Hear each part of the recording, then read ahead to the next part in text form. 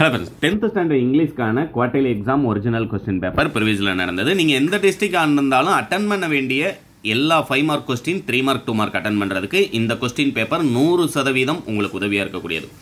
இதில் ஃபஸ்ட்டு நான் அந்த ஒன் வேர்டு சொல்லிடுறேன். ஒன் வேர்டை பொறுத்த வரைக்கும் முதல் 6 சினானிம்ஸ் ஆன்சர் அப்படிங்கிறது உங்களுக்கு தெரிஞ்சிடும். அதை நீங்கள் புக் பேக் மட்டுமே தரவு பண்ணால் போதும்.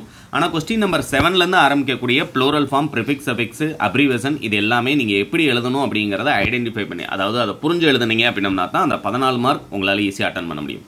அடுத்தது பார்த்தீங்கன்னா, இது நான் எப்பயுமே அப்டேட் பண்ணுற மாதிரி செலக்டட் கொஸ்டின்ஸ் தான். ஏன்னா ப்ரோஸ் அண்ட் பொயட்ரியில் நீங்கள் 3 2 மார்க் அட்டன் பண்ணணும் இல்லையா? இதில் இருக்கக்கூடியது எல்லாமே இம்பார்ட்டன்ட் கொஸ்டின் அப்படிங்கிறனால நீங்கள் அட்டன் பண்ண வேண்டிய 3 இதுவே போதுமானதாக இருக்கும்.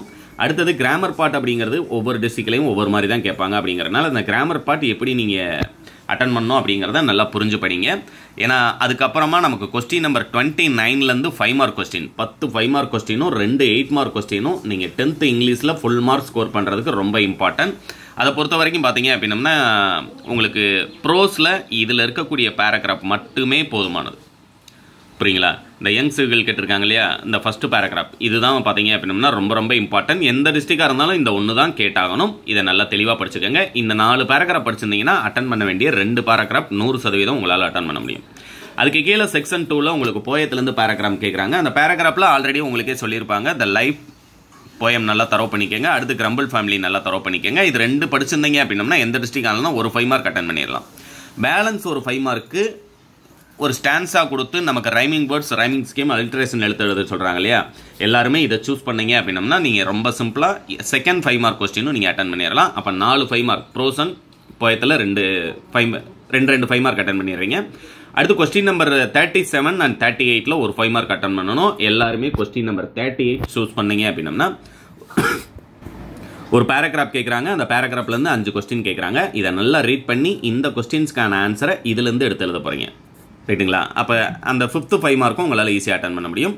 அடுத்தது பார்த்தீங்கன்னா 4 5 மார்க் கொஸ்டின் கேட்குறாங்க. இந்த 4 5 மார்க் என்னென்ன அப்படின்னம்னா, கொஸ்டின் நம்பர் 39ல் பார்த்தீங்க அப்படின்னம்னா உங்களுக்கு அட்வர்டைஸ்மெண்ட் கொடுப்பாங்க.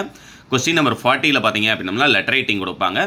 கொஸ்டின் நம்பர் 41ல் பார்த்தீங்க அப்படின்னா உங்களுக்கு ரிப்போர்ட் நோட்டீஸ் ரைட் பண்ண சொல்லுவாங்க. இது 3மே ரொம்ப சிம்பிளாக நீங்கள் அட்டன் பண்ண வேண்டிய 3 5 மார்க் கொஸ்டின். அதேமாதிரி கொஸ்டின் நம்பர் 42ல் ஒரு பிக்சர் கொடுத்து அதை வச்சு 5 சென்டென்ஸ் மேக் பண்ண சொல்கிறாங்க. அதனால் இந்த 4 5 மார்க்கும் அட்வர்டைஸ்மெண்ட் நல்லா ஒரு பக்கத்தில் ஒரு பேஜில் ஃபுல்லாக வர மாதிரி எப்பயுமே அதை அட்வர்டைஸ்மெண்ட்டில் பண்ணுங்கள். ஏன்னா லாஸ்ட்டில் கொஞ்சம் பேஜ் இருக்குது, அந்த பேஜில் நான் இதை அட்வர்டைஸ்மெண்ட்டை முடிக்கிறேன் அந்த மாதிரி இல்லாமல் ஸ்டார்டிங்லேருந்து லாஸ்ட் வரைக்கும் ஒரு பேஜ் ஃபுல்லாக வர மாதிரி அட்வர்டைஸ்மெண்ட் பண்ணீங்க அப்படின்னா உங்களுக்கு 5 மார்க் முழுசாக வாங்கலாம். அதே மாதிரியே பார்த்தீங்கன்னா லெட்டர் ரைட்டிங்கும் சரி, நீங்கள் நோட்டீஸ் ரைட்டிங்கும் சரி, ஒரு பேஜ் சிங்கிள் பேஜில் ஃபுல்லாக வர மாதிரி பண்ணுங்கள். 4 5 மார்க் கொஸ்டின். ஏன்னா ஒவ்வொன்றும் ஒவ்வொரு 5 மார்க் கொஸ்டின் அப்படிங்கிறனால 4 பேஜில் தனித்தனியாக வர மாதிரியே அந்த லெட்டர் ரைட்டிங்காக இருக்கட்டும், அட்வர்டைஸ்மெண்ட்டாக இருக்கட்டும், நோட்டீஸ் ரைட்டிங்காக இருக்கட்டும், 3மே அந்த மாதிரி எழுதுங்க.